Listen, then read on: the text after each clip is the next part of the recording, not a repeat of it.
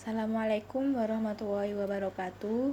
Perkenalkan, saya Sintaraki Alianjaha dari jurusan Akuntansi A, Universitas Islam Negeri Maulana Malik Ibrahim Malang. Di sini saya akan menjelaskan tentang Higher Domain. Sebelum saya membahas tentang Higher Domain, sini saya akan menjelaskan tentang apa itu domain. Domain atau permintaan. Apa itu teori permintaan? Dalam perekonomian, permintaan menjadi suatu hal penting untuk memahami apa yang terjadi dalam suatu pasar. Permintaan adalah jumlah barang atau jasa yang ingin dan mampu dibeli konsumen pada harga dan waktu tertentu dan sesuai dengan pendapatan. Seperti contoh, permintaan terhadap barang-barang kebutuhan pokok sehari-hari dan jasa angkutan umum.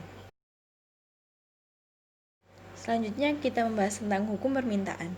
Dalam melakukan permintaan terhadap barang atau jasa, orang akan memperhatikan harga yang berlaku dan faktor-faktor lain yang mempengaruhi permintaan.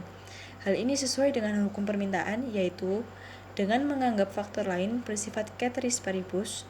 Hukum permintaan menyatakan bahwa ketika harga barang atau jasa mengalami penurunan, maka jumlah permintaan barang dan jasa tersebut akan naik, dan sebaliknya, ketika harga barang atau jasa meningkat, maka jumlah barang atau jasa yang diminta akan berkurang. Selanjutnya yaitu faktor yang mempengaruhi permintaan. Faktor yang mempengaruhi permintaan ada 8. Yang pertama, faktor pendapatan. Tingkat pendapatan konsumen akan menunjukkan daya beli konsumen tersebut. Semakin tinggi tingkat pendapatan seseorang, maka akan semakin tinggi jumlah permintaan terhadap suatu barang. Yang kedua yaitu mode atau tren. Yang ketiga, selera konsumen terhadap barang. Kebiasaan atau selera konsumen juga berpengaruh terhadap permintaan atas suatu barang. Semakin tingginya selera konsumen terhadap suatu barang, maka permintaan terhadap barang tersebut pun akan meningkat pula. Yang kelima yaitu adanya barang substitusi. Yang keenam, harga barang lain yang berhubungan dengan barang tersebut. Apabila harga barang komplementernya turun, maka permintaan akan barang tersebut pun akan menurun pula. Sebaliknya, jika harga barang komplementernya naik, maka permintaan akan barang tersebut akan meningkat pula. Yang ketujuh yaitu prediksi masyarakat tentang kondisi di masa yang akan mendatang. Jika konsumen memprediksikan bahwa harga suatu barang tertentu akan naik, sebaiknya membeli barang tersebut sekarang sehingga mendorong orang untuk membeli lebih banyak saat ini guna menghemat uang belanja di masa yang mendatang. Yang kedelapan yaitu intensitas kebutuhan. Selanjutnya yaitu macam-macam permintaan. Ada bermacam-macam permintaan yang dikelompokkan menjadi 3 bagian, yaitu yang pertama, berdasarkan daya beli. Permintaan berdasarkan daya beli ada 3 macam, yaitu permintaan absolut, permintaan potensial, dan permintaan efektif. Permintaan absolut yaitu permintaan yang tidak didukung oleh daya beli tetapi lebih merupakan angan-angan. Kedua, permintaan potensial, yaitu permintaan yang disertai daya beli tetapi belum digunakan untuk membeli barang atau jasa yang diinginkan. Yang ketiga, permintaan efektif, yaitu permintaan yang disertai daya beli dan sudah digunakan untuk membeli barang atau jasa yang digunakan. Yang kedua yaitu berdasarkan jumlah peminta atau konsumen. Permintaan berdasarkan jumlah peminta atau konsumen ada 2 macam, yaitu permintaan individu dan permintaan kolektif atau pasar. Permintaan individu yaitu permintaan yang dilakukan oleh seseorang terhadap barang dan jasa untuk memenuhi kebutuhan hidupnya. Permintaan kolektif atau pasar yaitu permintaan dari kumpulan permintaan individu. Yang ketiga, permintaan dilihat dari pendapatan.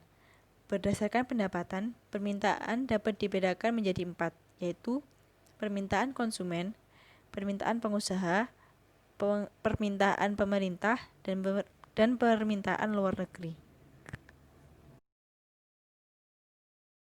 Yang selanjutnya yaitu schedule atau skala permintaan. Schedule atau skala permintaan adalah tabel yang memberikan gambaran dalam bentuk angka-angka hubungan antara suatu harga dengan kuantitas yang diminta. Seperti contoh pada tabel tersebut, daftar dari permintaan komputer. Harga 7 juta, jumlah yang diminta adalah 25 unit. Sedangkan harga turun menjadi 6 juta, jumlah yang diminta meningkat menjadi 50 unit. Harga turun menjadi 5 juta, jumlah yang diminta menjadi 75 unit. Selanjutnya yaitu higher demand. Higher demand leads to higher equilibrium price and higher equilibrium quantity. Kondisi di mana permintaan yang lebih tinggi mengarah ke harga dan kuantitas equilibrium yang lebih tinggi. Yang dimaksudkan adalah permintaan tinggi maka harga juga tinggi karena hal itu dapat menyebabkan kelangkaan suatu barang. Misalnya, pada saat ini permintaan sepeda sangatlah banyak. Maka dari itu harga sepeda juga melambung tinggi karena produksinya pun menjadi langka. Kurva permintaan. Kurva permintaan ialah grafik yang menggambarkan hubungan antara harga dan jumlah komoditas yang ingin dan dapat dibeli oleh konsumen. Seperti halnya pada grafik, pada titik A, harga 20.000 hanya dapat menjual 120 mangkok bakso.